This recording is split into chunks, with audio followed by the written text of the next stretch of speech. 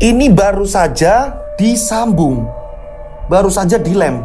Ini belakangnya retak, bisa dilihat Mas Lutfi. Ini retak patah. Nah, kalian bisa lihat ya kan? Kalian bisa lihat patah. Ini tiba-tiba pas azan maghrib ini terjatuh dengan sendirinya. Logisnya, ini kan ada paku, gitu kan? Harusnya ini kan minimal pakunya yang lepas dong, apa gimana atau pengikatnya yang lepas. Ini enggak, paku masih utuh, pengikatnya ini pun tidak putus. Ini jatuh kencang banget, buah, hancur. Yang sebelah sini enggak, pas azan maghrib. Assalamualaikum warahmatullahi wabarakatuh. Kembali lagi bersama saya Rian Agus Widodo. Apa kabar semuanya? Mudah-mudahan dalam keadaan sehat walafiat semuanya ya. Amin amin ya rabbal alamin gitu. Akhirnya tayang kembali, channel Rian Agus Widodo mulai kembali tayang. Karena memang banyak sesuatu hal yang apa ya Mas Lutfi, ada kendala gitu kan ya. Ada beberapa kendala yang mengakibatkan kita ini nggak tayang. Dan ini spesial banget ya kan. Saya mengucapkan banyak terima kasih. Akhirnya kita bisa berbagi dengan kalian tidak menyekip iklan, dengan kalian membeli merchandise dari Rian Agus Widodo. Sebagian hasilnya akhirnya kita bisa berbagi ke anak-anak yatim piatu, lansia dan semua orang yang membutuhkan gitu loh. Nah, inilah videonya. Ku tak ingin bila harus berandai-andai lagi, karena ku takut lebih keras bila ku terjatuh nanti. Ku tak mau bila harus bercika-cika lagi, karena ku takut lebih perih saat ku terluka nanti. Yang saya hormati ibu-ibu, adik-adik, dan sampun menutupi undangan saking ibu keluarga. Matur nuwun atas hadirnya ibu-ibu dan adik-adik semuanya. Dan dengarlah oh bunga hati, engkaulah yang aku nanti. Dan lihatlah. Ini saya nggak nyangka ternyata lewat saya Bandung saya berpikir nggak apa-apa saya dikenal seperti itu, tapi saya berguna untuk warga nih, ya Allah gitu.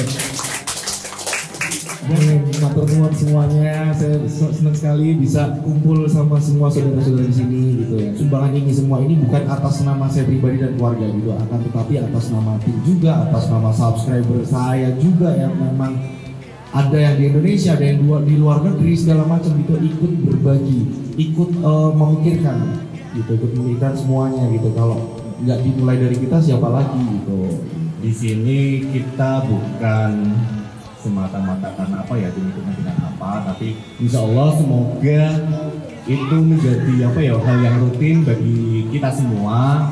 Jangan dinilai nominalnya, tapi lebih ke seberapa bermanfaatnya. Sudah indah sekali ya dan hari ini Mas Dodo berbagi sama kalian semua. Semoga sarannya yang lancar ya, dan ini bisa menjadi berkah buat kita semua. Amin, amin ya rabbal alamin. Dengarlah oh bunga hati, engkaulah yang aku nanti.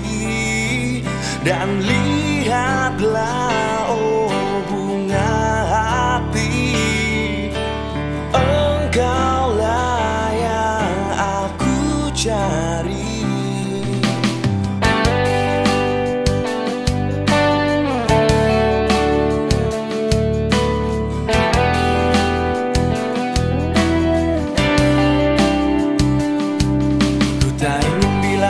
Berandai-andai lagi, karena ku takut lebih keras bila ku terjatuh nanti. Ku tak mau bila harus berjika-jika lagi,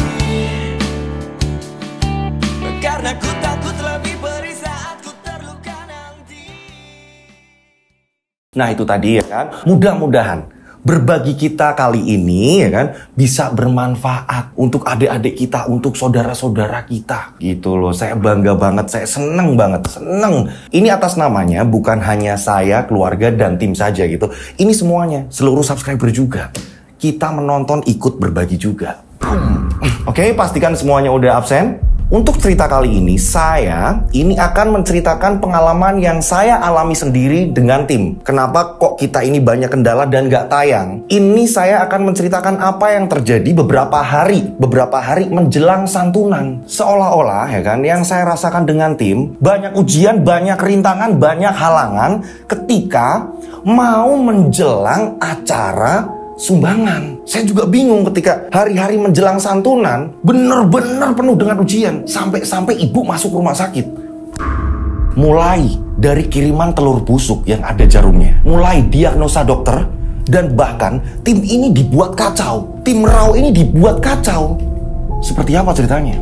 Tak perlu lama-lama lagi, kita langsung saja menuju ke ceritanya.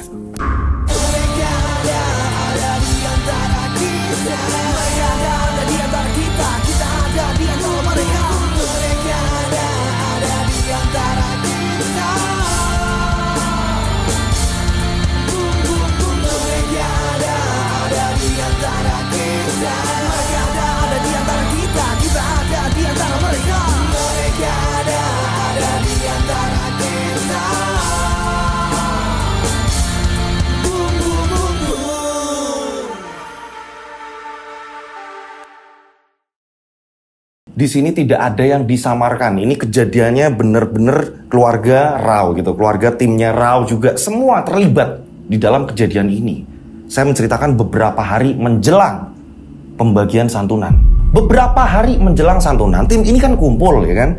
Ini tim kumpul dan kita ngitung tamu undangan. Dan saat itu kita bangga sekali. Bangganya kenapa? Awal mula waktu kita sumbangan yang pertama-pertama, ini nggak mencakup banyak. Ini hanya beberapa dusun dan orang-orang itu udah kita pilih agar merata, gitu kan, agar merata. Kita bangganya kenapa? Ini bisa satu desa, satu desa kita pilih-pilih, bener-bener kita pilih yang mana yang membutuhkan, yang mana membutuhkan pertolongan kita. Kita harus mengulurkan tangan, mana yang layak kita bantu, tanpa memandang di situ. Oh, ini agamanya ini janganlah, ini agamanya ini, oh ini jangan. Enggak, sumbangan kita bener-bener merata. Saya dan tim ini sudah seneng nih.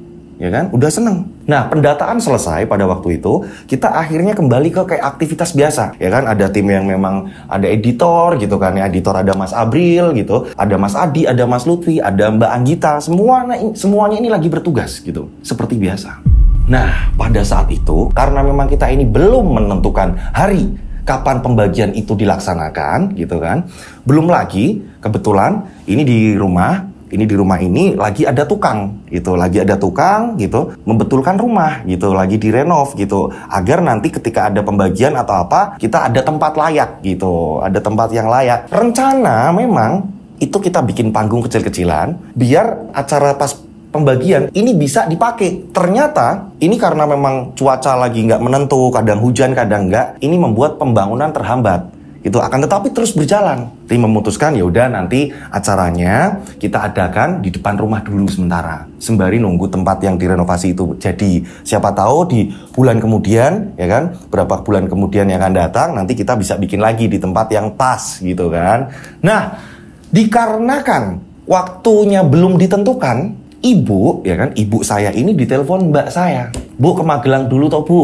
Jadi keluarga saya, kakak saya perempuan, ini ada di Magelang gitu, tinggalnya di Magelang. Nah, pada saat itu kakak saya ini telepon ibu saya, Bu, ke Magelang, aku kangen pengen ketemu ibu. Karena memang pulangnya ke rumah, ke tempat saya, ini jarang mbak saya setelah menikah gitu kan. Nah, pada saat itu, ibu ini ngomong sama tim, ibu mau ke Magelang, nanti paket-paketan jajan Lutfi sama teman-teman yang ngurus yo. Karena kan masih ada paket-paketan jajan itu kan, cemilan-cemilan ibu gitu. Nah, pada saat itu tim pun setuju. Ya wis Bu, nanti kita ngadain acara santunannya setelah ibu pulang dari Magelang. Semua setuju nih. Oh ya wis kayak gitu, ya kan? Nah, pada saat itu ibu ini sempat menawari saya sendiri. Le, mau ikut ke Magelang nggak? Nengok ponakan-ponakan kamu. Emang kamu nggak kangen? Saya pun menjawab, iya Bu, Dodo kangen, tapi gimana lagi? Rumah masih ada tukang dan aku harus syuting. Setiap hari harus tayang. Dan aku masih bingung menghafalkan cerita-cerita kiriman-kiriman. Banyak sekali Bu, yang gimana harus deadline, harus tayang terus-menerus. Nah, ibu akhirnya mengerti keadaan saya. Nah, ibu bilang, ya udah nanti ibu berangkatnya sama Adi. Di keluarga Rauyos yang namanya Mas Adi ini baru gitu. Tapi dia ini bener-bener anaknya loyal, anaknya ini tulus. Yang namanya Mas Adi seumuran dengan saya juga. Nah, ibu akhirnya memutuskan untuk perginya sama Adi gitu loh. Ya udah, ibu nanti perginya sama Adile. Nah, menjelang pemberangkatan, ibu itu udah ngingetin Adi. Le, tidur le. Kita perjalanan jauh ke Magelang. Ya kan, dari Pekalongan, sini kan Pekalongan, Pemalang gitu kan ya. Ini mau ke Magelang, ini kan lama, membutuhkan waktu yang lama. Nah, Adi ini nggak tidur. Adi bilang, aku susah tidur bu. Nggak apa-apa, udah ibu tenang aja. Tidur le, tidur. Nah, karena Adi ini udah berapa hari nggak tidur, ya kan, jadi tidurnya ini tidur ayam gitu. Tidurnya ini nggak tidur tenang. Saya akhirnya khawatir. Aduh, Adi sama ibu perjalanan jauh. Saya kepikiran. Gitu kan, hingga pada akhirnya saya memutuskan untuk ikut. Akan tetapi saya bilang dulu sama ibu, gini bu, sebelum berangkat saya mau syuting dulu, jadi biar besok ada tayangan gitu. Saya mau syuting raw dulu bu, biar ada tayangan besok. Saya bilang sama ibu seperti itu. Oh yowes, setelah sholat tarawih gitu, kita tim udah ngeset alat nih, udah ngeset alat segala macem, kita ini udah mau syuting. Akan tetapi pada saat itu malah yang ada kita ini nggak bisa fokus, termasuk saya. Saya nggak bisa ngapalin yang biasanya saya bisa ngapalin secepat itu. Ini, loh kok saya nggak bisa hafal cerita kiriman ini. Ganti lagi, cari kiriman yang nggak begitu sulit. Gitu kan, ganti lagi. Lah, kok saya nggak fokus-fokus. Hingga pada akhirnya jatuhnya ini jam 11 malam. Nah, si Adi ini belum juga tidur. Akhirnya saya bilang sama ibu saya, ya bu, udah berangkat aja. Nanti syutingnya gampang di Magelang. Saya bilang seperti itu sama ibu saya. Ibu saya pun, bener le, ora popo. Syuting di Magelang gak apa-apa, yakin? Iyo bu, gak apa-apa, kita syuting di Magelang. Saya bilang sama tim saya, oke, alat kita bawa semuanya, ya kan? Saya syuting di Magelang. Nah, berarti kalau saya ini syuting di luar, gitu kan ya, saya syuting di luar kota atau segala macam, kita harus bawa laptop, di mana nanti kita ngirim data. Kita ngirim data lewat laptop tadi, dikirimkan ke sini, kantor sini gitu kan, dikirimkan ke sini untuk diedit. Kalau setiap keluar kota, udah kan, perlengkapan udah dibawa semua. Nah, setelah perlengkapan udah masuk mobil semua, saya ini mau keluar beli air mineral. Nah, di sini nih ada sebuah kejadian yang saya ini nggak habis pikir. Saya keluar rumah, saya mau membeli air mineral. Saya ini ke warung, ya kan, setelah udah beli air mineral, itu saya balik lagi kan. Saya balik lagi menuju ke rumah saya. Akan tetapi tiba-tiba saya sendiri dikagetkan. Saya dikagetkan tiba-tiba tepat di halaman rumah ini ada telur busuk. Ada 3 telur pecah busuk. Nah, yang 2 ini udah pecah, yang 1 masih utuh. Apa iki? Kok ada telur ini sedangkan saya tadi nggak lihat. Saya nggak begitu mengamati halaman.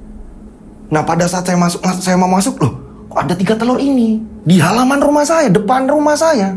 Dan tak hanya itu, saya melihat di situ ada 3 jarum. Boom! Lah, opo? Tak hanya itu, ada taburan bunga melati. Perasaan saya, ini saya lawan. Enggak lah, udahlah. Insya Allah, Tuhan akan menjaga saya. Ya kan? Selagi saya dan tim berniat selalu baik, ya kan, ini saya yakin nggak akan kenapa-napa. Bismillah, saya akhirnya masuk, ya kan, masuk ke rumah dan udah natain barang-barang semua. Air mineral tadi udah saya masukin ke mobil juga.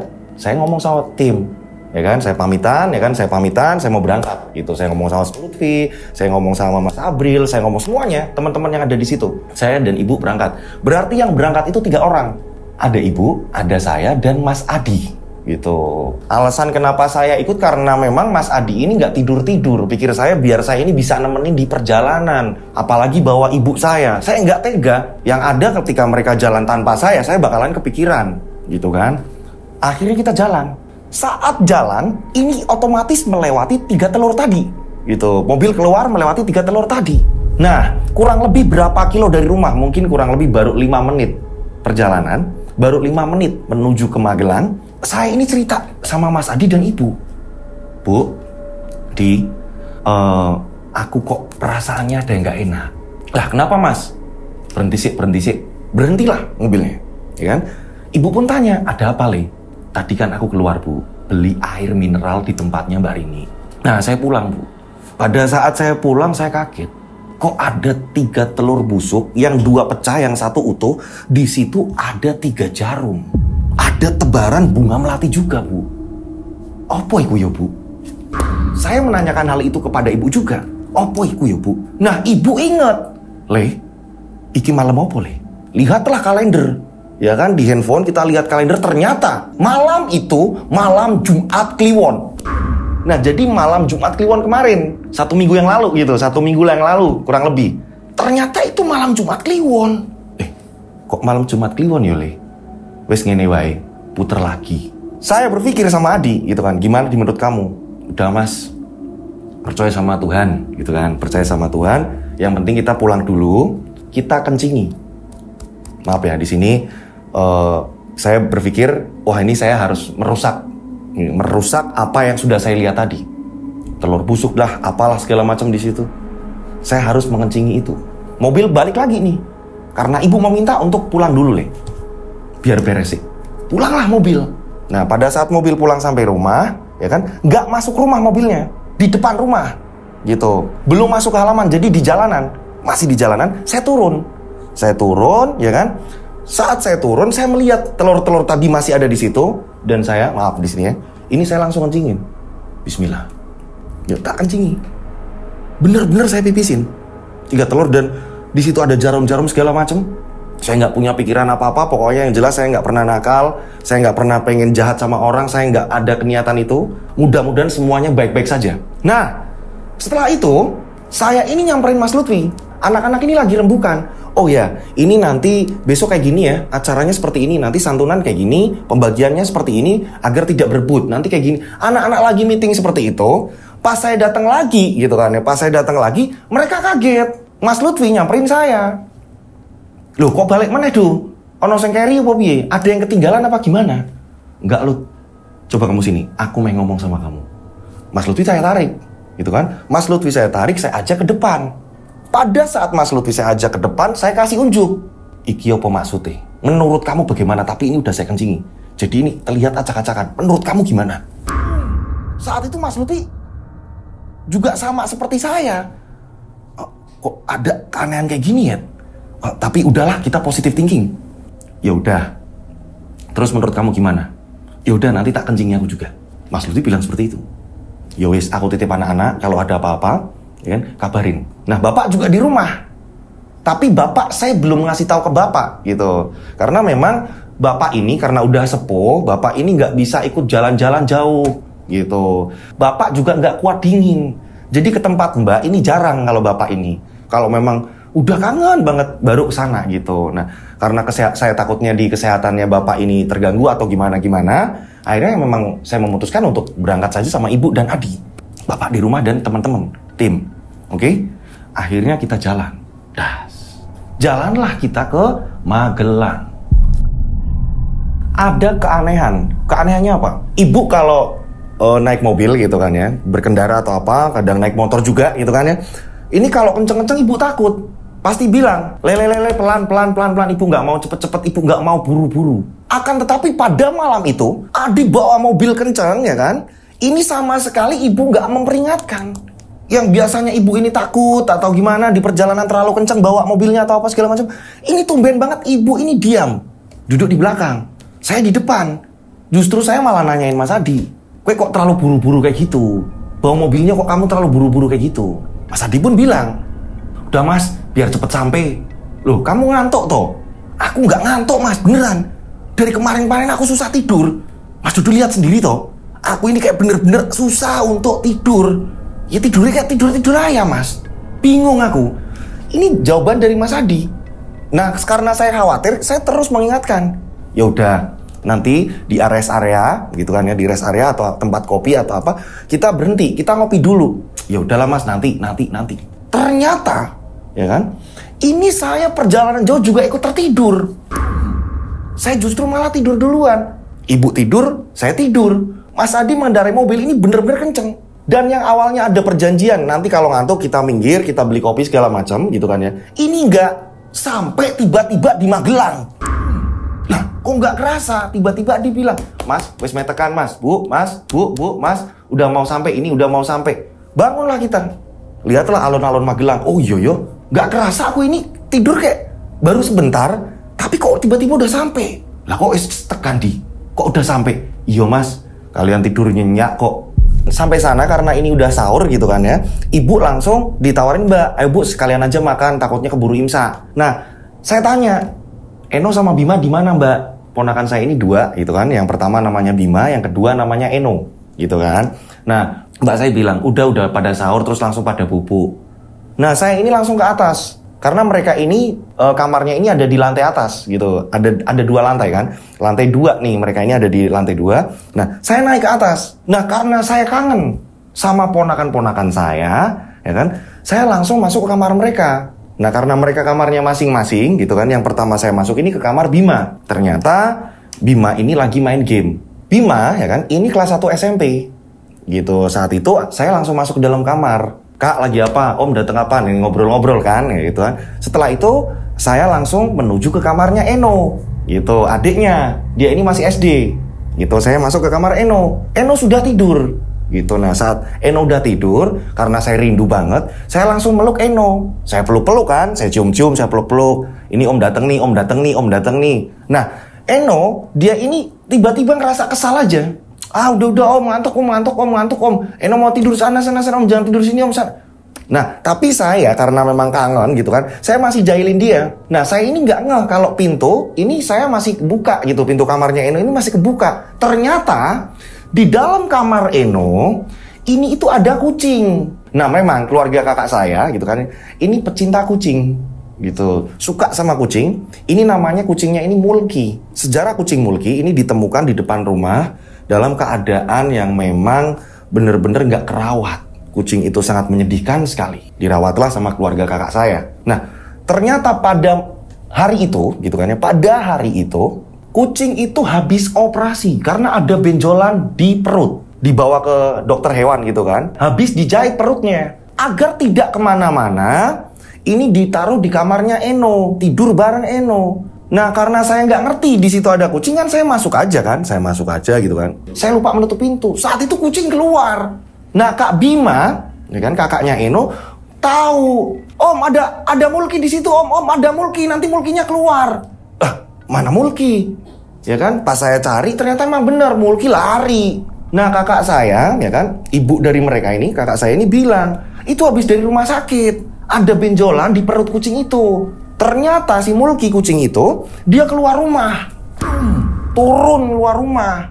Nah larinya ke semak-semak. Karena hari juga masih petang, jadi nyarinya susah. Pada saat itu karena saya juga capek, Mas Adi juga capek, nggak ikut nyari. Yang nyari itu hanya Bima, Eno nggak. Karena Eno masih ngantuk banget. Jadi yang nyari Bima, kakak saya, suami kakak saya, dan ibu saya. Berempat nyari ke semak-semak. Nah karena saya memang lagi capek gitu kan ya. Terus saya pikir, nanti juga pulang. Itu kan kucing udah lama ikut di sini. Nanti juga balik lagi kok. Pikir saya seperti itu. Ternyata mereka nyari lama. Sampai imsak. Nggak ketemu itu kucing kemana. Karena masih petang. Nah saat itu ya kan, akhirnya karena nggak enak sendiri kan. Setelah tahu, oh itu kucing habis operasi gitu kan. Saya nggak enak sendiri. Akhirnya saya sama Adi ngomong, Adi bantuin nyari. Adi nyari sama ibu ya kan. Saya nyari sendiri, begitu juga yang lain. Jadi berpencar. Nah, yang berani masuk ke semua yang ke dalam-dalam, ini justru malah ibu dan Adi.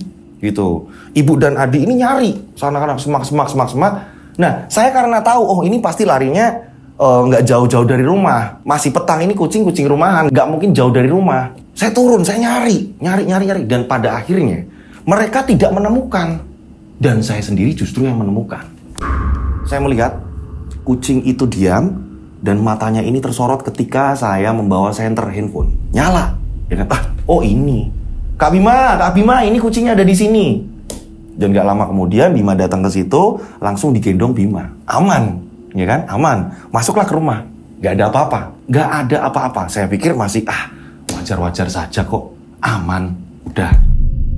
Nah paginya Mas Lutfi yang di rumah gitu kan, yang di base camp, telepon. Kalian sudah syuting belum? Kalau kalian sudah syuting, filenya langsung dikirim ya, lewat laptop gitu kan ya. Nanti dikirim lewat email gitu. Nanti baru di sini, di markas gitu kan ya, di base camp, kita ngedit, baru diupload, diunggah gitu. Mas Lutfi mengingatkan, gimana udah syuting belum? Belum, nantilah siangan dikit, kita lagi capek. Tapi Mas Adi memang lagi susah tidur. Saya ingetin lagi, kamu kok nggak tidur-tidur, Di? Yo Mas, aku susah tidur ya Mas. Nggak tahu kenapa ya Mas, kenapa ya Mas, aku kok bingung sendiri Mas. Memang Adi ini susah tidur. Jadi tidur hanya 2 menit kebangun, 2 menit kebangun. Seperti itu. Nah akhirnya saya bilang, tadi Lutfi seperti ini, bilang seperti ini, kita harus syuting. Akhirnya saya paksakan syuting di ruang tamu kakak saya. Nah tayangannya ada di Yoska Official. Nah ini sedikit cuplikan tayangannya, itu di ruang tamu kakak saya. Nah, ada seorang ibu, beliau ini selalu sabar, beliau ini sayang terhadap keluarganya. Akan tetapi, sang ibu yang sabar ini selalu disakiti terus-menerus, dikecewakan terus-menerus oleh keluarganya sendiri. Saya saat itu, anehnya mau memulai syuting, ini ada kendala yang sama juga. Saya susah ngapalin cerita. Loh, ini kok aku nggak mudeng-mudeng ya ceritanya kok. Ini gimana? Sampai saya telepon ke pengirim cerita.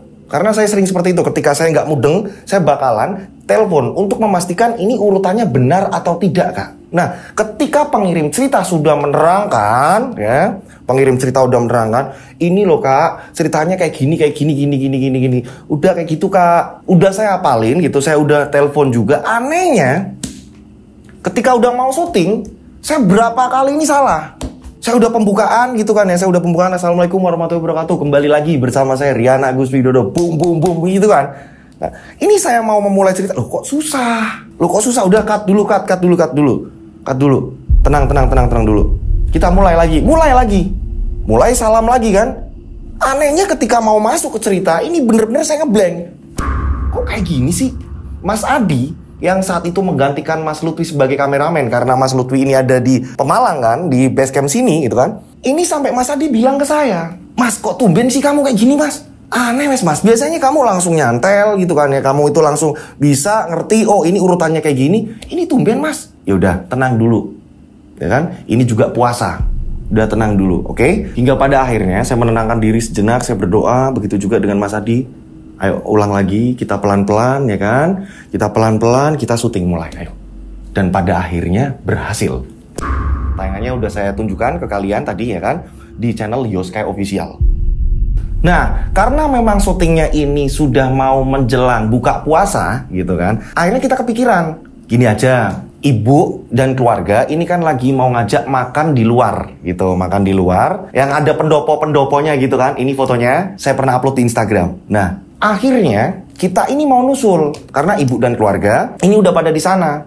Yang belum Bima gitu, karena Bima lagi di luar, dia lagi main, lagi belajar kelompok, nanti nyusul gitu. Nah, bareng lah di situ. Saya pun bilang sama Adi, nanti kirim filenya di sana aja, kita bawa laptopnya. Di sana pasti ada wifi gitu. Kalau enggak nanti pakai kuota dari handphone gitu kan, untuk pengiriman file gitu, untuk pengiriman file ke kantor. Oke, berangkatlah kita menyusul ke tempat kakak saya ini jajan makan gitu kan, mau buka bersama. Nah, sesampainya di sana gitu kan ya, kita nggak ada pemikiran apa-apa yang aneh-aneh atau apa, nggak ada sama sekali. Kita semua buka bersama. Setelah buka bersama selesai, Mas Adi pun buka laptop. Nah, pada saat buka laptop, tiba-tiba Mas Adi yang lagi minum sampai tersedak. Tersedaknya kenapa? Mas Adi langsung ngomong ke saya, Mas, sini Mas. Ini kan Mas Lutfi telepon minta dikirim filenya. Ini aku udah natain di folder-folder. Ini tiba-tiba file yang syuting itu hilang. Loh, Di, kok bisa hilang? Jadi yang syuting tadi di rumah Mbak, itu tiba-tiba hilang. Loh, kok bisa hilang? Coba dicari lagi. Jangan-jangan udah masuk ke folder sampah. Coba dicari lagi di situ, gitu kan? Dicari, tetep nggak ada. Nggak ada, Mas. Kok aneh ya, Mas?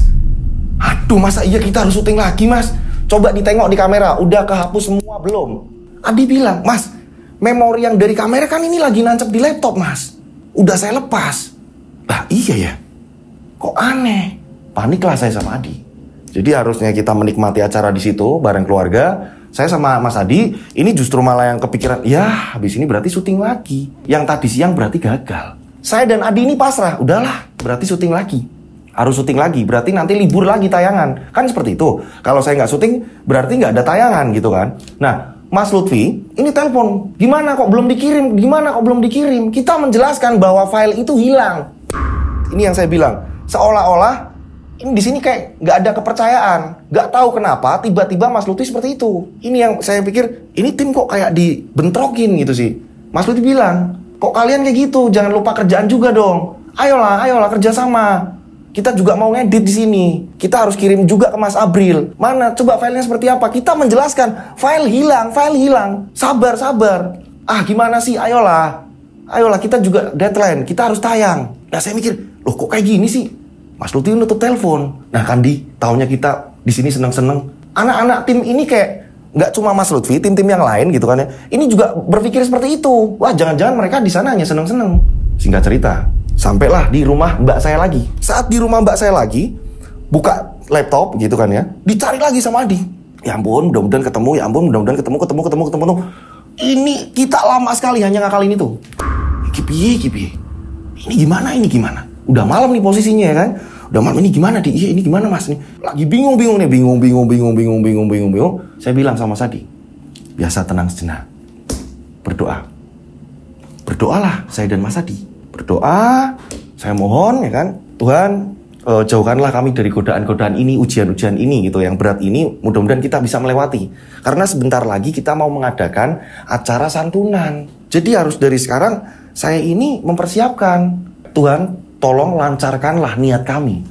Tak lama kemudian, saat Mas Adi ngotak-atik laptop lagi, file-file tadi tiba-tiba muncul. Dang. Muncul. Lah Mas, muncul Mas, ini filenya Mas, ada Mas, ketemu. Tenanglah hati saya. Ya ampun, kok kayak gini. Sedangkan besok harus tayang. Ketemu Mas, hubungin Mas Lutfi. Hubunginlah Mas Lutfi. Mas, ini filenya ketemu Mas, filenya ketemu. Pas proses pengiriman ternyata masih ada kendala. Ada satu file yang memang sulit untuk dikirim. Saya masih berpikir positive thinking. Ini pasti kendala sinyal. Saya berpikir positif tinggi, enggak berpikir yang aneh-aneh, ada apa segala macam, enggak. Ayo kita ulang lagi sambil saya terus berdoa. Dan pada akhirnya, alhamdulillah, file pun terkirim semua. Makanya pada saat itu Yoska Official yang biasanya tayang jam 10, jam 11, saat itu kan sore. Itu karena proses editnya kan juga lama. File terkirim akhirnya. Tenang hati saya. Nah, saya masih berpikir lagi. Ini nanti kalau pulang dari Magelang, terus sampai rumah, saya bakalan udah kecapean. Kalau langsung syuting raw kan sehari tayang Yoska, sehari tayang raw gitu kan ya. Saya bilang sama Adi, Di gimana kalau malam ini kita langsung lanjut syuting raw. Kita syuting yang horor gitu. Yang ini tayangan yang Rian Agus Widodo ini, ya kan? Soalnya saya nggak mau nanti pas udah sampai di Pekalongan, di rumah gitu kan ya, di markas, langsung syuting kan capek, udah perjalanan jauh gitu kan, kita habiskan semua di Magelang. Ya udah Mas, kalau gitu ngomong sama Mas Lutfi, minta kiriman cerita yang udah pada masuk gitu kan. Nah, Mas Lutfi pun mengirim cerita horor gitu. Mas Lutfi mengirim cerita horor, masuklah cerita horor ke handphone saya hafalin nih. Yang saat itu tayangannya Nadia membongkar praktek pesugihan yang didasari pembunuhan gitu kan. Tayangannya ini nih. Nah, ini thumbnailnya, ini udah. Nah, saya hafalin.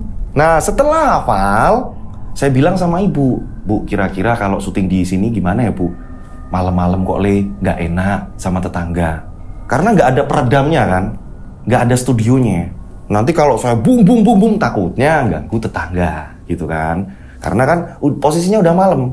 Nah, saya bilang sama Adi, menurut kamu gimana, Di? Kalau syuting di tempat kakakku, karena ini malam, ini nggak enak sama tetangga nanti.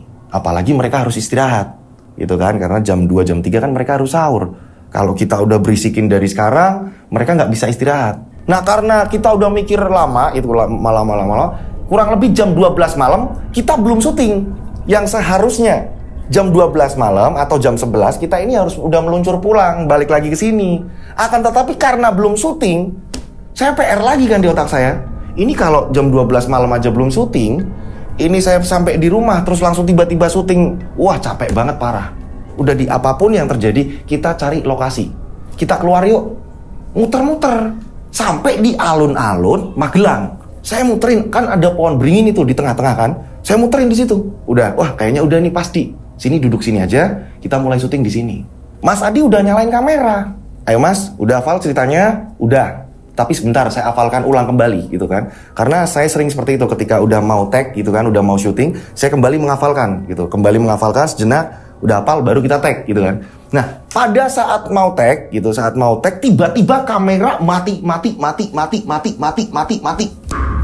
Terus menerus seperti itu, udah dinyalain mati lagi. Saya bilang sama Sadi, coba ganti baterai. Udah diganti baterai sampai 7 baterai, ya kan, baterai kamera. Ini kamera masih utuh. Oh iya, mungkin kita harus pindah. Padahal saya juga udah izin di situ, gitu kan ya. Saya udah izin agar saya bisa podcast di situ, agar saya bisa syuting di situ. Akan tetapi di pohon beringin itu susah, gitu, susah untuk dapat gambar atau apa segala macam. Udah pindah aja, muter lah, ya kan? Pindah ini muter-muter nih di Magelang, semua diputerin. Udah dipindah sini. Ini tempatnya kayaknya udah enak. Udah sini nih tempat ini. Lagi kamera mati lagi. Capek lah kita. Tibalah mau menjelang sahur, ya kan? Kurang lebih jam 2, jam setengah 2-an gitu kan. Saya bilang sama Adi, gimana dia enak Ibi. Udah gini aja mas, kita nyari minimarket.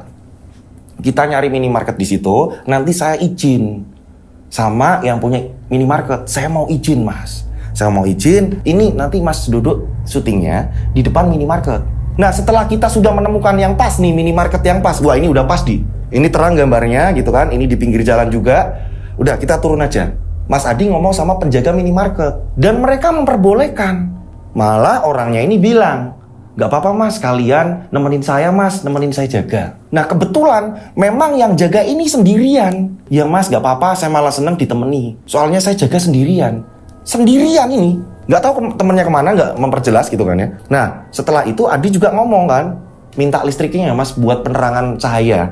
Oh ya mas gak apa-apa. Keluarinlah kabel, ditata. Nah videonya ini.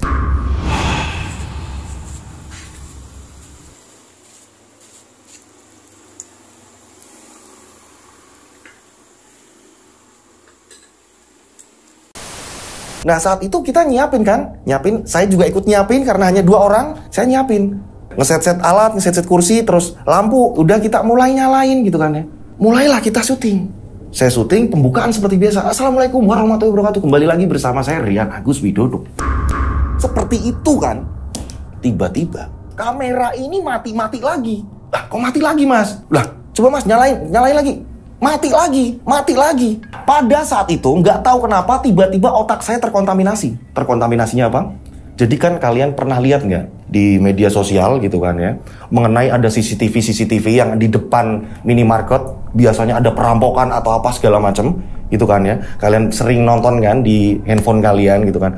Nah otak saya terkontaminasi seperti itu. Mas kamu kenapa kok bengong? Saya bilang sama Sadi, aku perasaannya nggak enak. Perasaannya nggak enak kenapa?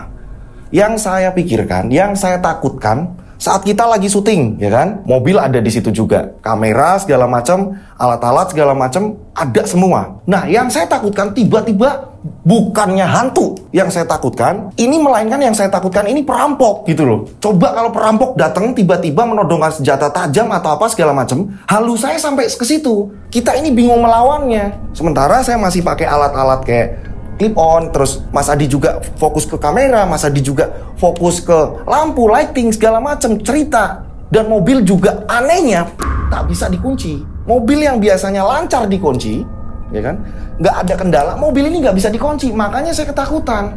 Takutnya ada penodongan segala macam, udah nggak bakalan kita bisa selamat. Misalkan mereka berempat atau apa segala macam, waspadalah kan. Saya mikir, ini saya harus waspada, mending pindah dari sini. Takutnya ada rampok itu tadi. Nah, singkat cerita ya kan, akhirnya kita memutuskan tidak jadi syuting. Udah di kekesi WC, kita mending pulang aja udah. Perasaanku udah mulai gak enak sama sekali. Udah kacau gini. Ya wes mas, aku juga sama. Aku juga mengalami keanehan. Aku juga gak bisa tidur-tidur terus. Udah lama saya, iyo makanya. Sanggup gak habis ini sahur, setelah itu kita mancal pulang. Langsung pulang, Bi. Sanggup mas, gak apa-apa ayo. Kita langsung pulang ke markas mas. Oh ya wis lah. Nah kita berbenah, kita langsung menuju ke rumah Mbak. Nah di tengah-tengah perjalanan saya masih kepikiran, aduh buat tayangan besok belum ada yo. Gimana yo? Saya masih berpikir itu. Gimana ini caranya? Duh, tayangan yang horor belum ada. Kan? Karena memang saya dan tim itu memang disiplin gitu. Kalau harus tayang gitu. Kalau ada kendala ya jangan terlalu lama gitu tayangnya gitu. Nah, singkat cerita akhirnya saya dan Mas Adi memutuskan untuk syuting di dalam mobil. Udah gini aja. Kita cari tempat yang deket-deket rumahnya Mbak gitu kan. Yang deket-deket rumah keluarga saya, Mbak saya gitu. Tapi kita syuting di dalam mobil. Nah, tayangannya ada kan? Saya syuting di dalam mobil, ini tayangannya. Mbak Pardi sudah berlumuran darah mulutnya.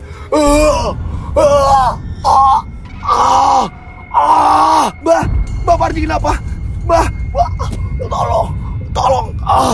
tolong. Saat itu Nadia bingung. Apa yang harus ia lakukan? Saya kembali ngafalin cerita, kamera udah mulai di setel gitu kan. Udah kembali lagi, saya cek gimana mati nggak kamera. Aman kok Mas. Saya berdoa sama Sadi. Ya kita berdoa dulu. Berdoa. Saat selesai, nah disinilah teror yang sangat mengerikan. Saya sendiri tidak melihat, akan tetapi Mas Adi melihat. Jadi syuting gitu kan ya. Pada waktu syuting, Mas Adi ini anehnya yang biasanya dia ini ngelihat ke muka saya. Jadi kameramen ini kan ada di belakang kamera gitu kan ya. Ngelihat ke muka saya, dia ini selalu menunduk. Sampai pas istirahat atau apa, saya pun tanya, kamu kenapa? Nggak apa-apa Mas. Oh baterai habis Mas, pas ganti baterai atau apa. Dia ini sembari menunduk, nggak tahu kenapa. Ini anak kenapa? Lagi, dipasang baterainya. Kita mulai lagi. Saya lancar-lancar aja. Nah, pada saat pergantian baterai lagi, Mas Adi pun tanya, Mas Dodo ngerasain sesuatu hal gitu apa? Apa gitu misalnya. Enggak kok Di, aman-aman aja. Padahal, yang saya rasakan. Jadi gini, saya merasakan sesuatu hal yang aneh. Akan tetapi, ketika saya ngomong, takutnya Mas Adi juga ikut takut. Jadi saya lebih baik mengatakan kepada Mas Adi, nggak ada apa-apa kok. Padahal yang ada di hati saya merasakan, ini ada yang nggak beres nih. Perasaan ini bener bercampur aduk kayak bener-bener nggak tenang. Nah singkat cerita, setelah selesai syuting ya kan, saya tanya Mas Adi, kamu kenapa? Ada apa? Karena memang udah selesai nih. Setelah selesai, sampai kita ini nggak sahur. Saya tanya sama Mas Adi, kamu kenapa? Ada apa? Nah disinilah Mas Adi menceritakan. Awalnya nggak mau cerita, tapi saya paksa. Kamu kenapa? Kamu kenapa? Saat syuting, kamu bukannya lihat kamera, tapi malah nunduk terus. Ada apa? Di sini Mas Adi cerita. Jadi pada saat Mas Adi mengambil gambar saya, kenapa Mas Adi nunduk? Mas Adi dikagetkan. Jadi kan posisi malam, kiri kanan ini kebun, ya, jalanan tapi kiri kanan kebun. Nah pada saat Mas Adi mengamati kamera, tiba-tiba Mas Adi melirik ke jendela tengah. Berarti jendela samping saya. Itu pintu samping saya. Nah, Mas Adi karena di depan saya ini posisinya. Dia duduk di supir, kamera menghadap ke saya. Nah, pada saat itu ternyata kenapa Mas Adi menunduk, Mas Adi ini takut. Takutnya apa? Mas Adi ini melihat. Sangat-sangat jelas lihatannya Mas Adi sangat-sangat jelas. Ini ada nenek-nenek tua, ya. Ini rambutnya acak-acakan. Dia pakai kebaya. Setelah itu dia ini kayak ngintip. Dia naik gitu kan, menampakkan mukanya, setelah itu turun lagi. Jadi kayak di luar mobil ya kan, nenek itu kayak mau melihat, kayak mau ikut. Si nenek itu, dia nempelin mukanya. Nah karena Mas Adi tahu, wah ini udah deadline. Kalau aku tiba-tiba ngomong Mas cut aja syuting besok lagi, aduh yang ada malah capek muter-muternya gitu kan ya. Kita nggak syuting-syuting akhirnya. Itu kenapa Mas Adi menunduk. Dan tidak hanya itu, setelah nenek-nenek tadi dia ini ngeliatin muka gitu kan ya, terus dia ini ngumpet lagi ngeliatin muka, ternyata nenek-nenek itu dia mengitari mobil. Dia keliling ke mobil, dia mengitari di luar mobil itu, dia mengitari. Otomatis Mas Adi ini lihat muternya. Nah harusnya saya juga bisa melihatnya dong. Berarti karena saya ini duduk ngadep ke depan gitu kan, ngadep kamera, berarti depan mobil harusnya saya melihat nenek itu. Akan tetapi saya tidak melihat. Hanya Mas Adi yang melihat. Nenek itu keliling dengan jalan yang susah. Jalannya ini susah. Siapa itu? Ada apa? Mas Adi menceritakan semuanya. Nenek-nenek itu keliling Mas. Nanti kalau udah sampai di sebelah kiri Mas Dodo, kiri luar berarti kan, jendela luar, baru dia berhenti di situ. Nanti ngadep ke saya Mas. Bener-bener jelas itu berkali-kali. Naik turun, naik turun, naik turun. Adi menceritakan seperti itu ke saya. Mosok sih, Di? Kok aneh yuk? Dan saya belum menggabung-gabungkan. Oh, ini ada apa ya, mau berangkat, saya lihat telur, terus kok mau syuting kok kamera mati, terus ngirim filenya hilang, terus kok tiba-tiba saya ini nggak bisa ngapalin cerita. Ini ada apa ya? Saya sampai bingung. Saya belum kepikiran yang kayak gitu-gitu. Udahlah, masih yang positive thinking.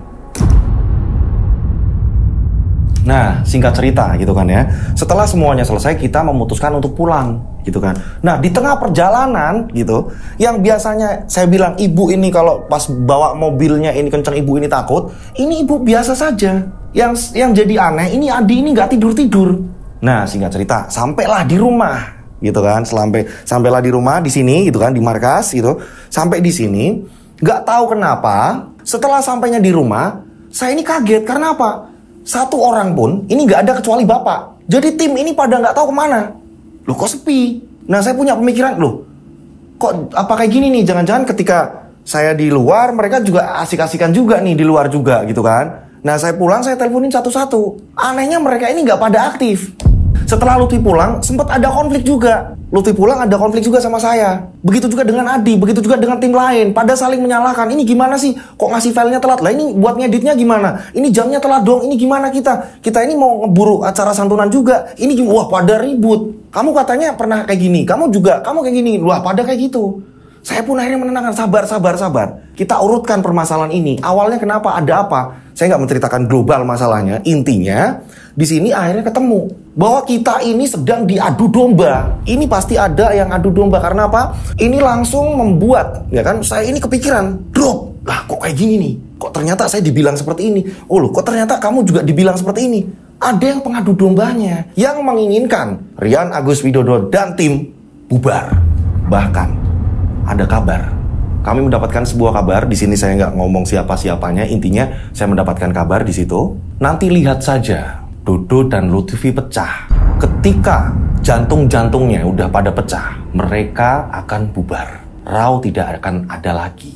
Yoska Official apalagi. Dan channel-channel yang lain pasti akan bubar. Ada yang ngomong seperti itu. Gitu kan? Nah, akhirnya saya pun ngomong sama Mas Lutfi, saya minta maaf Mas Lut, kalau ada salah-salah kata, saya mohon maafkan. Kita saling bermaafan semuanya. Saya dengan tim saya juga minta maaf. Begitu juga semuanya, saling balik memaafkan. Dan ternyata kita menemukan sebuah chat yang memang, oh ternyata ada sesuatu hal yang ingin kita ini hancur. Gitu. Akan tetapi saya tetap dan tim, ayo kita perkuat lagi. Tujuan kita sebentar lagi santunan, berbagi. Ada pesan yang harus kita sampaikan ke adik-adik kita yatim piatu. Mereka sudah menunggu kita. Apapun yang terjadi, semangat kita. Kita harus semangat. Selesai itu kan. Selesai itu. Pada malam harinya, gitu kan. Pada malam harinya, saya ngomong sama Mas Adi. Di kalau tidur, jangan di ruang tengah, gitu kan. Karena ruang tengah, ini kan hanya lantai, gitu kan. Kalau tidur di kamar aja. Aku susah Mas kalau tidur di kamar. Udah, mumpung aku bisa merem ini Mas. Aku mau merem. Adi bilang seperti itu. Nah, di depan Adi ada kamar saya. Di depan dia tidur ini ada kamar saya. Saya juga ngerasa tidur di dalam. Gitu kan, saya udah tidur. Nah, paginya tiba-tiba Adi cerita ke saya. Mas, lah kamu kok udah enak-enakan tidur di kamar, kok malah kamu tidur di depan pintu? Tidur depan pintu? Iya Mas, saya sempat debat sama Mas Adi. Yang Mas Adi lihat, gitu kan ya. Yang Mas Adi lihat, jadi ini biar Mas Adi jelasin ya. Mas Adi coba bisa ke frame sebentar nggak Mas Adi? Nah ini Mas Adi biar melihat kronologi, nggak apa-apa, sebentar aja gitu. Ini Mas. Jadi saya tidur depan kamar. Nah saya itu setengah turu, setengah kayak ngelilir gitu loh, kayak setengah bangun. Lah habis itu kok aku nengok, oh lo kok Mas Dodo tidurnya depan pintu, nggak pakai baju lagi, pakai celana pendek. Maksudnya apa itu? Kepanasan apa-apa lah. Aku pagi ini tanya kan ke dia, kowe ngopo Mas tidur ning ngarepan? Siapa yang tidur di depan pintu? Wah aku ning kamar kok. Ya gitu ceritanya Mas.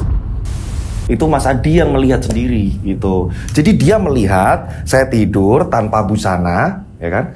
Hanya menggunakan celana kolor. Tapi itu di tengah-tengah pintu, depan pintu. Yang ia lihat, paginya dia cerita ke saya, Mas, ngapain Mas? Semalam kok tidur depan pintu, panasan apa piye? Sedangkan saya ini pas bangun juga dari dalam kamar. Udah jelas-jelas saya keluar dari kamar. Makanya Adi bingung. Kok aneh? Nah, pada siang harinya ya kan, siang harinya itu ibu itu lagi membungkusi orderan yang mau dikirim gitu kan, orderan cemilan ibu. Ini nih, misalnya kayak gini nih, kan? Ibu kan punya cemilan-cemilan gitu kan ya, cemilan lebaran kan, yang saya selalu bilang pas kalau mau pesen gimana nomornya atau segala macam, ibu lagi bungkusin cemilan ini yang mau dikirim. Awalnya nggak ada masalah, baik-baik saja. Disinilah ada sebuah kejanggalan yang sangat mengerikan. Setelah selesai ibu membungkus cemilan, sore harinya ibu bilang, ibu mau potong rambut, kalian tunggu di rumah yo. Ya bu. Ibu naik motor sendirian ibu naik motor ke salon yang biasa ibu potong ke situ, langganan ibu, namanya Mbak Cici, gitu kan. Ibu potong di situ, saya dan tim ini ngumpul di rumah kan, membahas ini jadinya gimana, hari santunan kapan, enaknya gimana acaranya, mau dikasih live musik atau enggak, atau bagaimana ini kita harus nyusun tempat, ini bagaimana, nanti berapa orang yang datang akhirnya, jumlahnya gimana, nanti kalau ada kelebihan yang datang kita penanggulangannya gimana. Kita lagi ngobrol-ngobrol seperti itu, ya kan, saya dan tim, ada temennya ibu saya biasa manggil Bule Nani. Nah, Bule Nani ini datang, Le, ibumu neng di, ibu kamu di mana? Oh, ibu lagi potong rambut kok Bule. Ya wes ditelepon biar cepet pulang, Bule mau ngomong sama ibumu, mau ngobrol-ngobrol. Ya biasa tetangga saya manggilnya Bule Nani. Nah, Bule Nani ini duduk. Saya, ini telepon ibu saya. Bu, ini ada Bule Nani. Bentar lah, ibu lagi potong. Ibu udah di salon, baik-baik saja. Saya pun ngomong sama Bule Nani. Bule, ibu lagi ke salon, lagi potong rambut. Ditunggu ya Bule. Iya, disuruh cepet ibumu. Nggih Bule. Dah, gitu kan ya. Singkat cerita, tak lama kemudian, ya kan, kurang lebih 10 menit. Baru 10 menit, tiba-tiba ibu telepon. Le, kamu bisa jemput ibu nggak? Kamu bisa jemput ibu nggak? Dada ibu kok sesak. Dada ibu kok sesak. Saya sebagai anak langsung panik. Ini kejadian nyata. Adi disuruh ke sini bawa mobil, bawa mobil. Ibu nggak kuat. Saya langsung panik. Adi langsung ke sana, kita susul ibu, kita jemput ibu. Jemputlah ibu ke sana, ke salon Mbak Cici. Nah, pada saat itu ibu langsung dinaikkan ke dalam mobil, ya kan, langsung dibawa ke dokter Konita, dokter yang terdekat di situ. Nah, pada saat itu tidak masuk ke antrian, langsung buru-buru masuk. Nah, setelah diperiksa dokter Konita mengatakan ini langsung dibawa ke rumah sakit, langsung dibawa ke UGD. Saya beri rujukan, langsung dibawa ke rumah sakit. Ini udah genting. Boom. Ibu ini merasa mual dan sesak. Perut ini kayak diremas-remas. Nah, sepanjang jalan menuju rumah sakit, berapa kali ibu ini muntah.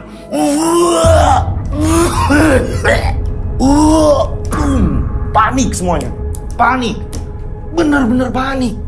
Dibawalah ke rumah sakit. Ibu pun ini belum membatalkan puasa. Ibu bilang nantilah nanggung, udah mau maghrib nggak apa-apa. Tapi Adi yang pada saat di situ ini juga mengatakan udah Bu, batalin aja dulu, nggak apa-apa, udah nanggung. Tapi saat di rumah sakit di UGD gitu kan ya, ini bener-bener mualnya minta ampun ibu terus menerus. Nah, pada saat itu langsung ditangani, ya kan, langsung ditangani. Akan tetapi ada sebuah keanehan. Keanehannya kenapa? Rumah sakit sebesar itu tiba-tiba mengatakan kamar penuh. Saya sampai ngomong sama perawatnya, ya kan, karena saya udah telepon sama kakak saya gitu kan, udah dek langsung cariin kamar yang nggak apa-apa dek, cari kamar yang kelas VIP nggak apa-apa. Jadi saat itu otak saya memang ya udah pokoknya ibu ditangani dulu, pokoknya gimana caranya biar dapat kamar. Saya ngomong sama perawatnya, Mas, udahlah Mas, kamar sing paling bagus mana Mas? Biasanya kan kalau kamar-kamar mahal ini nggak dipakai gitu kan ya. Ini perawatnya bilang, Mas udah penuh semua. Jadi nanti saya kasih kabar ya. Ini saya kasih kabar kalau ada kamar kosong, baru saya ngomong ke masnya. Masnya siapanya? Saya anaknya Mas, saya putranya. Nah terus ibu saya gimana Mas? Masih tetap di UGD kayak gitu Mas? Iya Mas, sementara di ruangan itu. Ini ada fotonya. Nah ini fotonya. Nah, dan anehnya tiba-tiba ya kan, ini saya nggak ngerti ini gara-gara apa. Saya, Mas Lutfi, Mas Adi yang ada di situ juga, akhirnya keluarga yang lain juga datang. Kita nggak kuat, ada bau yang sangat menyengat sekali. Baunya ini busuk, baunya ini bener-bener bikin sesek, kalian bau ini nggak? Iya, kita bau banget ya. Bau yang benar-benar menyengat hidung. Singkat cerita, kita bagi tugas. Saya mau ngambil kayak tremos atau apa yang di rumah gitu kan, bantal. Karena di situ ibu juga belum dapat bantal. Pada saat itu, akhirnya saya bilang, Mas Lutfi, kamu jaga di sini. Aku sama Mas Adi pulang, aku ngambil baju-baju ibu, dalam-dalaman ibu, daster segala macam saya ngambil. Mas Lutfi jaga ibu, gitu kan. Saya sama Adi langsung pulang ke rumah. Setelah saya udah ngambil perlengkapan, gitu kan, Bule Nani akhirnya ikut, gitu kan, karena kaget kan, dapat berita ibu masuk rumah sakit, gitu kan. Akhirnya Bule Nani ikut juga, sama satu lagi namanya Intan, gitu, namanya Intan ikut, gitu, ikut juga jagain ibu di sana. Dan ternyata sampai saya udah balik lagi ke rumah sakit, ibu belum mendapatkan kamar. Saya kembali ke ruang perawat, saya tanya, Mas, ini gimana ibu saya kok belum dapat kamar, Mas? Mas, maaf, semua kamar penuh. Saya sempat udah kepikiran, udah kita pindah rumah sakit. Akan tetapi kondisi ibu ini nggak kuat. Nanti naik mobil lagi, pindah lagi, nyari rumah sakit lagi. Saat itu Pekalongan hujan besar. Rumah sakit Pekalongan hujan besar. Dan sampai mau menjelang sahur, barulah dapat kamar. Ibu dipindahkan ke kamar, ibu pun istirahat. Barulah saya ngomong sama perawat, Mbak tolong Mbak, gimana caranya ibu saya ini biar sembuh. Perawat pun bilang, iya Mas, ini setelah dilihat dari hasil ronsen gitu, ini yang nangani ada 3 dokter Mas. 3 dokter, yang pertama dokter umum, yang kedua dokter jantung, yang ketiga dokter dalam. Nah kita lihat Mas, nanti seperti apa, tanda-tandanya seperti apa. Karena pada saat itu, ibu pertama dibawa ke situ, ini ngecek kan, apa jangan-jangan asam lambung, atau apa segala macem, atau jangan-jangan amit-amit gitu kan ya, ini jangan-jangan ke ginjal. Karena saat itu ibu mengatakan, nyeri punggung sebelah kanan. Ibu mengatakan seperti itu. Wah ini kita udah kepikiran. Nah singkat cerita, keesokan harinya setelah ditangani dokter segala macem, ya, ini dokter mengatakan, ya kan, ketika saya tanya, Dok, apa penyakit ibu saya? Ada apa? Tiba-tiba dokter mengatakan, hasil ronsen mengatakan, di saluran kandung kemih ibu ini ada sebuah benjolan, ada sebuah gumpalan. Wah, saya langsung panik. Saya mendengar itu langsung panik. Saya telepon kakak saya yang ada di Magelang. Operasi, pokoknya minta operasi. Nah, dokter mengatakan, ini bisa dioperasi, tapi saya nunggu ketiga dokter ini, gitu. Jadi, mereka juga butuh persetujuan gitu loh. Ini bagaimana bagusnya? Karena ada benjolan ini. Saya tanya, benjolan apa itu Dok? Ini seperti gumpalan darah gitu atau entah apa. Nah nanti kalau memang dengan obat gumpalan itu bisa hilang, berarti tidak operasi. Wah saya berdoa, gimana caranya Dok? Tolong Dok, sembuhkan ibu saya. Tolong sembuhkan ibu saya. Karena pada saat itu ibu dirawat ini muntah-muntah terus menerus. Wah panik. Sedangkan acara berbagi bersama santunan udah deket. Wah udah panik banget. Keluarga udah berdatangan gantian. Akhirnya itu kan ya, saya semangat lagi ketika membaca komentar-komentar dari kalian semuanya. Saya melihat komentar-komentar di situ, Mas Dodo, Mas Rian nggak usah tayang nggak apa-apa, lindungi ibunya, dijaga ibunya. Mas Rian nggak usah mikirin untuk tayang dulu nggak apa-apa. Kami akan setia menunggu Mas Rian, tungguin ibunya. Kami berdoa semuanya. Saya lihat komentar-komentar kalian, saya senang. Saya mengucapkan banyak terima kasih. Inilah komentar-komentarnya. Ini yang membuat saya kuat. Ini yang membuat saya harus berjuang. Mau ada yang nakal, mau ada apa segala macam, saya harus pikirinnya positive thinking. Ini komentar yang membuat saya kuat. Komentar-komentar mendoakan ibu saya. Saya pun akhirnya ngumpul sama tim, ayo kita harus berdoa. Kita sedang diuji. Apapun yang terjadi, jangan sampai kita percaya omongan orang. Siapapun yang meruntuhkan kita harus lawan dan kita harus lebih kuat. Kita harus melompat lebih tinggi lagi. Kita harus berdoa bersama. Kita kuatkan. Kita berdoa bersama. Kita bersama. Seluruh tim Rian Agus Widodo berdoa. Apapun yang terjadi, kita ini menuju jalan kebaikan. Nah, di sisi lain, semua bergantian jaga. Karena saya pikir semuanya udah aman. Udahlah, pokoknya kita berdoa, kita harus kuat gitu kan ya. Saya pikir udah aman, terus kata tim bilang, apa gini aja, kita syuting nggak usah ke rumah gitu loh, kita tetap syuting nggak apa-apa, kita cari-cari deket-deket RS, sekitaran RS aja nggak apa-apa gitu. Nah akhirnya karena keluarga udah pada kumpul gitu kan, saya keluar dari rumah sakit, saya, Mas Lutfi, terus ada Mas Adi, ada Mbak Agita gitu. Kita berempat keluar dari rumah sakit karena sebagian tim juga ada yang di sana, ada juga keluarga yang nungguin. Nah kita nyari lokasi. Kita muter, anehnya kita nggak bisa nemuin di situ. Pekalongan hujan besar, dang. Dan saat itu banjir, ditambah tiba-tiba plat nomor mobil lepas. muter lagi. Ya udah, kita cari deket-deket parkiran rumah sakit aja deh. Nah, hingga pada akhirnya kita menemukan satu lokasi yang pas. Oke, kita coba syuting di sini. Nah, ini gambarnya. Kita syuting di pinggiran jalan. Gimana caranya? Ini dekat RSUD.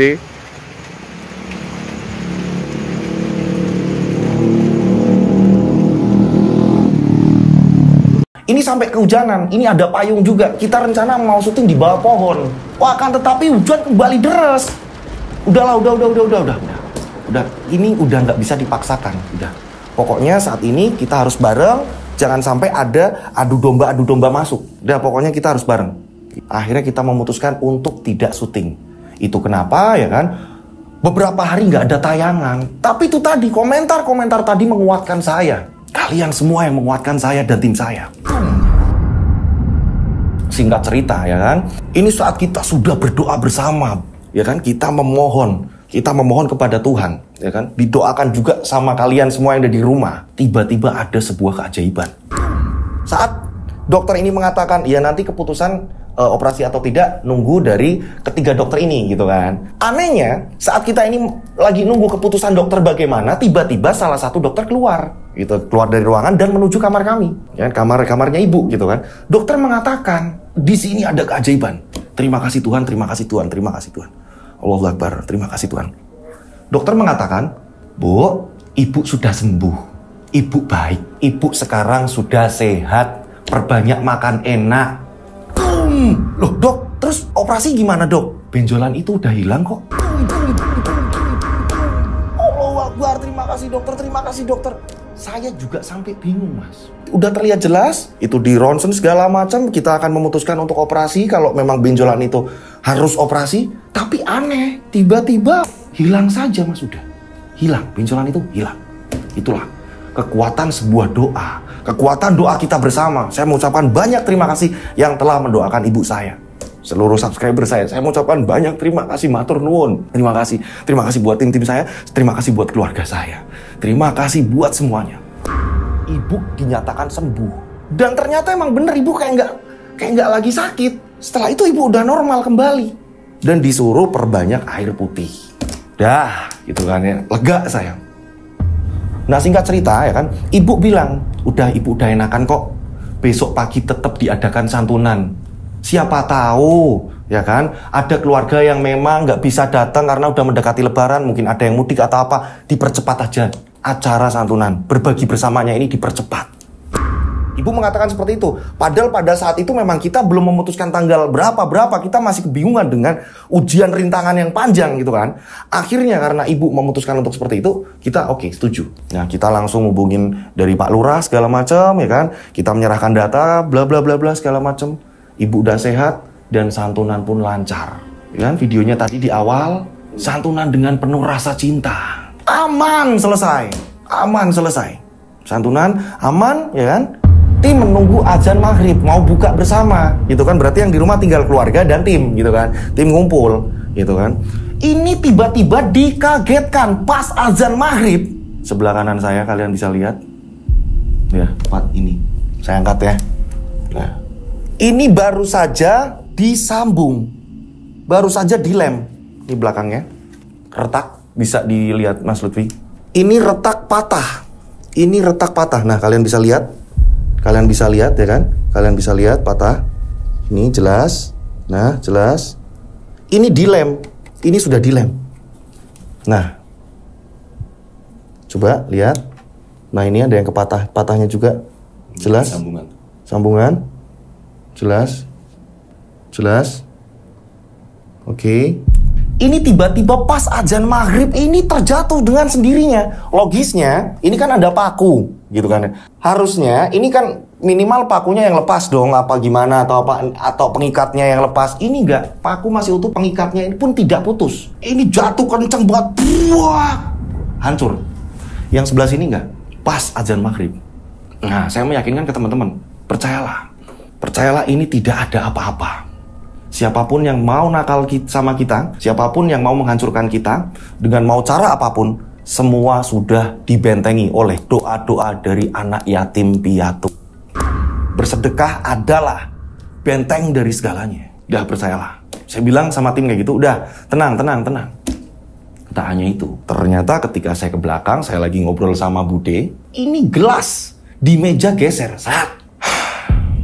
Saya betulin gelas itu tadi. Dah. Saya masih positive thinking, gak ono apa-apa. Gak ada apa-apa. Bismillah, saya percaya sama Tuhan. Tuhan akan melindungi kita selagi kita terus-menerus berbuat baik. Setelah udah buka bersama, segala macam semua selesai, saya bilang pokoknya tenang saja gitu kan ya. Nah, pada malam harinya ya kan jam 10 kita ini kembali lapar dan kita mau cerita-cerita gitu. Kita mau cerita-cerita gimana sih tadi, ada nggak yang belum kebagian atau apa, karena memang setelah acara selesai ini masih banyak yang datang sampai kita kebingungan. Karena memang datanya ini udah pas kok, ini kok masih ada yang datang tambahan-tambahan lagi gitu kan. Nah, kita lagi ngobrol seperti itu, nanti ini diambilin dari ini ya, ini nanti di sini ya, nanti kita potong ini. Nanti penghasilan kita biar kayak gini. Nah, lagi ngobrol seperti itu, ya kan, di luar lah sambil ngopi gitu kan. Jam 11 malam kami pulang kembali ke sini. Studio ini. Pulang. Nah, saat mobil saya ini di luar gitu kan, mau masuk ke rumah ini, saya kaget. Yang di rumah ini tinggal ibu, Bude, dan bapak gitu. Yang di rumah ini ada bapak, ibu, dan Bude. Tiba-tiba kami dikagetkan, kenapa mereka bertiga ini keluar dari pintu bersamaan. Ada apa ini? Kok kayak kaget melihat kita pulang. Nah, setelah itu kami mendekat ke ibu, ya kan? Kami mendekat ke ibu, kami pun tanya, ada apa Bu? Kok tiba-tiba keluar secara bersamaan, ada apa? Ibu menjelaskan.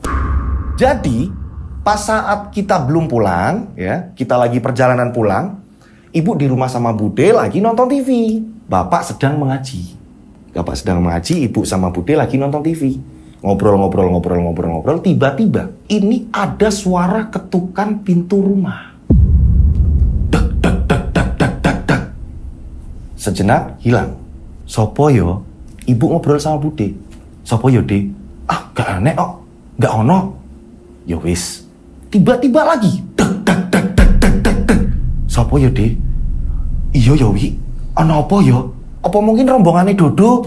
Setelah itu ibu memastikan, rombongan, ada suara mobil nggak? Belum kok. Tak lama kemudian pintu dapur ada yang ngetuk juga. Dok. Kok jadi pintu dapur yang bunyi? Nah, Bude ini kan dia penakut gitu kan. Aku takut.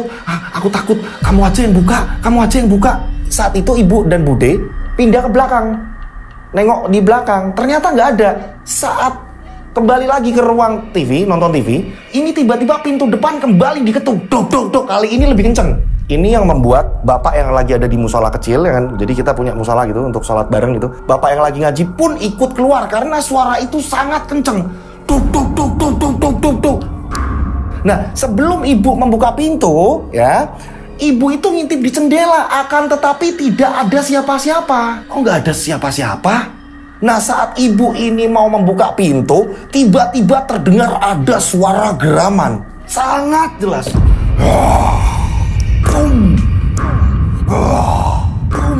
Ibu ketakutan.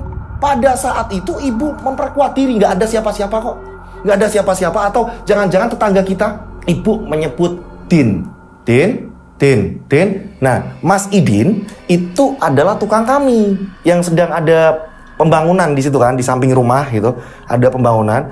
Ibu berpikir, oh itu jangan-jangan Mas Idin. Sedangkan Mas Idin itu satu mobil dengan saya, nggak pulang, masih di perjalanan satu mobil dengan saya.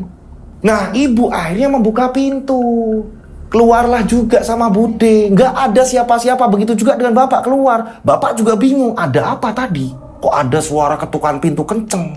Nah, saya pun pulang. Makanya saya tanya, ada apa Bu? Gak tahu. Tadi ada kayak gini. Loh, kami aja baru pulang. Kami bareng Mas Idin. Bingung saya. Ada apa ini semua? Singkat cerita, akhirnya udahlah. Kita melupakan itu. Ya, kita tetap berdoa. Kita harus tetap berdoa. Yang mendoakan itu banyak. Kita yang mendoakan banyak. Dari subscriber semuanya. Dari anak-anak yatim piatu. Gitu. Dari kaum-kaum duafa. Dari orang-orang tua segala macam. Semalam itu aman. Pada pagi hari, kita lagi ngobrol-ngobrol di halaman, di teras gitu kan. Karena ada beberapa orang yang tidak sempat menjenguk ibu, jadi pengen ketemu ibu gitu loh, menanyakan gimana kemarin di rumah sakit atau apa. Banyak tamu yang datang, tiba-tiba semua dikagetkan, ini ada suara burung di dalam rumah. Tapi nggak tahu di sebelah mana. Kita sampai kebingungan. Loh, kok ada suara burung? Waduh, nanti kalau pas lagi podcast, lagi syuting, pasti nanti suaranya masuk. Takutnya mengganggu. Kita cari, muter. Oh, jangan-jangan di atas, jangan-jangan di atas, jangan-jangan di atas. Kita nyari. Nggak ada suara lagi. Kita memaksakan untuk kembali lagi, duduk-duduk di teras. Ngobrol. Kembali lagi bunyi. Oh, nopo iki? Hingga pada akhirnya saya manggil tukang. Mas, tolong mas, dicek mas, rumah saya yang bagian atas apa di atas plafon atau apa, barangkali ada burung ke situ nyangkut atau apa mas. Coba dicek mas. Dicek sama Mas Anto. Namanya Mas Anto. Mas Anto ini naik ke atas, ngecek, dia sampai bilang nggak ada apa-apa. Tapi saat Mas Anto ngecek, burung itu terus bunyi. Panik semua. Saya, Mas Lutfi, Adi, ada Mbak Anggita, ya kan, semua kumpul gitu kan, ada Bude kumpul juga, ada tetangga juga, semua nyari, nggak ada yang tahu, nggak ada yang tahu di mana itu burung, sampai semua panik. Nah, menjelang sholat Jumat, ya kan, karena kan kejadiannya hari ini nih, ya kan, kejadiannya hari ini, besok kan ini baru tayang, jadi kejadiannya pas hari Jumat gitu. Saat itu lagi nyari, tiba-tiba ibu dikagetkan burung itu berada di kamarnya Mas Lutfi. Boom. Ini justru malah tergencet oleh kasur. Setelah itu ibu ini menyingkirkan kasur, barulah burung terbang. Ibu melihat burung, oh udah keluar itu burungnya. Aneh kan? Padahal awalnya suaranya di atap plafon. Tapi ini justru malah burungnya di bawah kasurnya Mas Lutfi. Harusnya burung itu mati, kegencet saat Mas Lutfi tidur atau apa gitu kan. Ini enggak. Burung itu disingkirin kasurnya terus tiba-tiba terbang aja udah. Nah, setelah itu kami berdoa bersama, kembali berdoa. Sampai sekarang, mudah-mudahan semuanya aman. Nah, ini semua ada apa? Saya sampai bingung. Teror terus sampai selesainya acara santunan. Terus-menerus. Dan terus-menerus kita ini kayak diteror atau apa. Saya sampai bingung, bener-bener bingung. Dan mudah-mudahan itu yang terakhir, hilangnya burung tadi. Dan saya sendiri tidak langsung berpikir bahwa wah ini serangan goib atau apa atau segala macam. Saya pokoknya ngomong sama teman-teman, pokoknya jangan berpikirin ke arahnya ke situ. Positive thinking. Aman. Serahkan semuanya pada Tuhan. Nah, itu yang terjadi, ya kan? Pengalaman saya, tim saya, keluarga saya menjelang santunan, sumbangan Rian Agus Widodo dan tim semuanya ini berbagi bersama itu. Ada sebuah ujian, ada sebuah rintangan, ada sebuah cerita. Akhirnya saya bagikan sekarang untuk semua penikmat channel Rian Agus Widodo. Nah, itu tadi ceritanya, dan saya mengucapkan banyak terima kasih yang sudah terus-menerus mendoakan kami, tim dan keluarga gitu kan ya. Saya juga banyak terus-menerus berdoa untuk semuanya gitu, untuk semuanya yang sayang terhadap channel Rian Agus Widodo gitu kan, dan tim saya gitu, keluarga saya. Saya terus berdoa untuk semuanya gitu ya kan. Nah, di sini banyak edukasi. Saya juga berpikir, oh intinya apapun yang terjadi, ketika ada apa-apa, kita ini jangan langsung berpikiran ini negatif atau apa gitu kan. Terus masalah kita ini dikacaukan, keluarga kita diadu domba, tim kita diadu domba. Alangkah baiknya ketika kita belum menemukan suatu kebenaran, kita jangan sampai menyalahkan ke salah satu pihak atau apa. Nanti jadinya gaduh keruh gitu. Nah, untungnya kita sudah bisa mengatasi semuanya. Dan tim beres gitu, aman, damai gitu ya. Dan itulah cerita kisah pengalaman saya gitu. Dan buat teman-teman yang di rumah harus tetap waspada. Apapun yang terjadi, kita harus percaya sama Tuhan. Jangan sedikit-sedikit kita langsung menyangkutkan, wah ini kiriman atau apa segala macam. Karena saya yakin ketika kita berbuat baik gitu, Tuhan akan melindungi kita gitu. Nah, buat teman-teman yang punya cerita pengalaman misteri atau apa segala macam yang pengen dibagikan ke kami, caranya gampang banget. Kalian bisa lihat layar ke monitor kalian, handphone kalian, ya. Ini dikirim per paragraf atau per kalimat. Nama siapa yang mau disamarkan, ketik, ya kan? Jelas, bawahnya lagi, kirim, Mas, awalnya seperti ini, Mas. Nih, kronologinya ditulis per paragraf atau per kalimat. Mas, teror hantunya seperti ini, Mas. Jelas. Kirim, bentuk hantunya seperti ini, Mas. Jelas. Jadi saya biar tahu juga gitu. Saya biar hafal juga. Mas, terus antisipasinya, terus kita ini kayak gini-gini, kita manggil ini dan selesai, Mas. Nah, jelas, kirimnya per paragraf atau per kalimat. Nah, kirimnya kemana? Kalian bisa kirim ke DM Instagram saya @dodosinjo, atau kalian bisa kirim ke nomor WhatsApp saya 085870433336, tiganya 4 kali. Saya ulang, 085870433336, tiganya 4 kali. Oke? Nah, seperti biasa dikasih nama dan nama kota gitu agar tidak tertumpuk dengan WhatsApp lain gitu ya. Dan sekaligus dengan adanya kalian ini mengirimkan itu, kalian ini bisa masuk ke nomor WhatsApp saya, nanti nomor kalian akan saya save ketika sudah ada nama dan nama kota gitu. Tujuannya ini kalau ada tayangan-tayangan YouTube terbaru dari saya, kalian mendapatkan notifikasi yang pertama dari handphone saya. Saya berdoa mudah-mudahan penikmat channel Rian Agus Widodo ini banyak rezeki melimpah. Amin. Selalu dilindungi Allah Subhanahu wa taala. Amin. Selalu dilindungi Tuhan, ya kan? Apapun yang terjadi, ya, kita harus percaya bahwa Tuhan selalu melindungi kita kalau kita ini berbuat baik. Amin. Gitu, ya. Panjang umur, ya kan? Amin. Sehat selalu, amin. Ya kan? Dijauhkan dari penyakit gitu. Amin. Yang sedang meniti karir disukseskan. Amin, ya kan? Mohon maaf lahir dan batin gitu. Akhir kata, saya Rian Agus Widodo mengucapkan wassalamualaikum warahmatullahi wabarakatuh. Mereka ada di antara kita. Mereka ada di antara kita. Subscribe channel Rian Agus Widodo, kisah misteri. Mereka ada di antara kita. Nyalakan lonceng, notif, tinggalkan komen, share. Mereka ada di antara kita. Mereka ada di antara kita. Kita ada di antara mereka. Mereka ada di antara kita. Mereka ada di antara kita. Mereka ada di antara kita. Kita ada di antara mereka. Mereka ada di antara kita.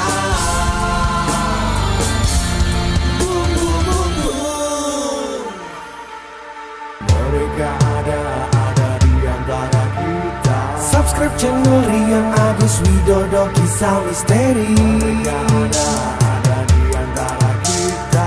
Nyalakan lonceng, notif, tinggalkan komen.